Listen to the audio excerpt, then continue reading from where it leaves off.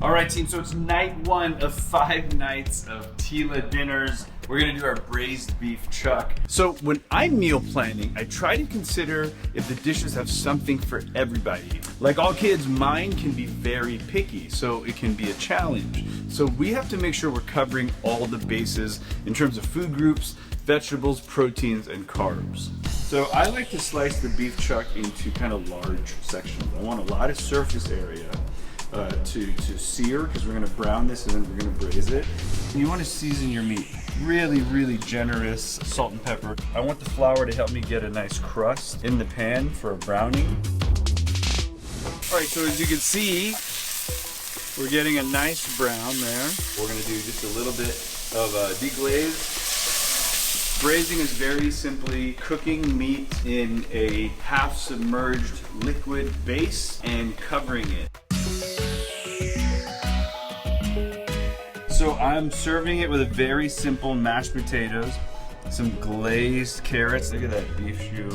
So this is the basis of the entire week, this braised beef. Tonight, it's mashed potatoes, some glazed carrots, and I'm gonna make it a different dish every single night of the week.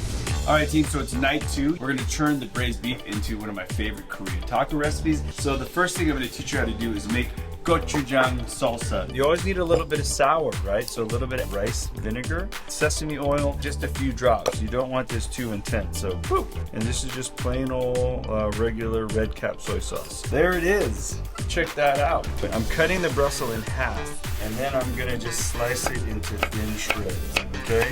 I'm starting with some onions. I just wanted to base the onion in the pan before I add the chunks of the beef.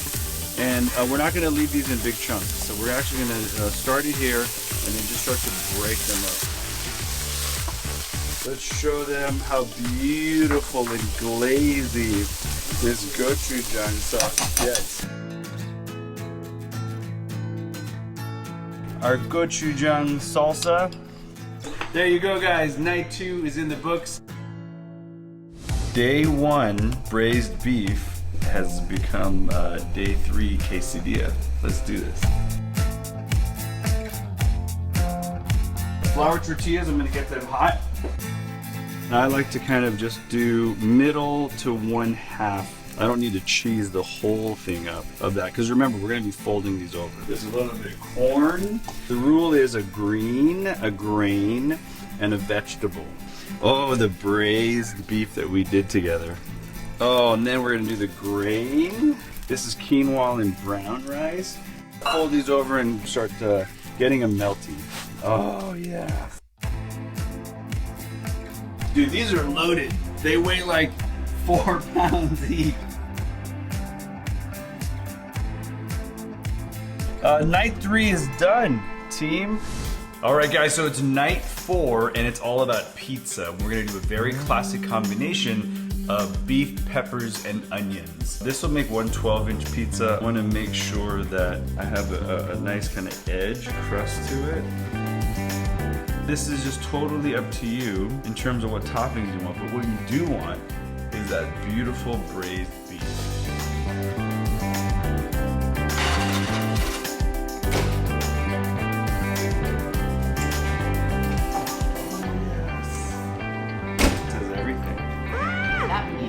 Not nice. And now we're moving on to night 5. Take it away, man. You're gonna do a quicker beef ragu. You have a trick or two up your sleeve, and you're gonna serve it with my favorite pasta, pappardelle. For the actual ragu, I like to keep those bits of vegetables in it. So there's celery, carrots, onions. Yep. In this pan here, I've got olive oil. I've already started browning some of my onions and garlic. So that's gonna go in. I'm going to marry the ragu, the beef. I'm going to use my favorite bottled sauce. I've got the pappardelle in. Using a fresh, it's going to cook fast. So just follow the directions. And I kind of I like to cheat 30 seconds off the time to account for, a little al dente. So I'll do a little of parm, an aggressive amount of parsley, some cheese, and just let this melt in. This is a meal the entire family is going to enjoy. And there's recipes like this in the entire book. That book is all about doing fancy or food, but in very easy ways.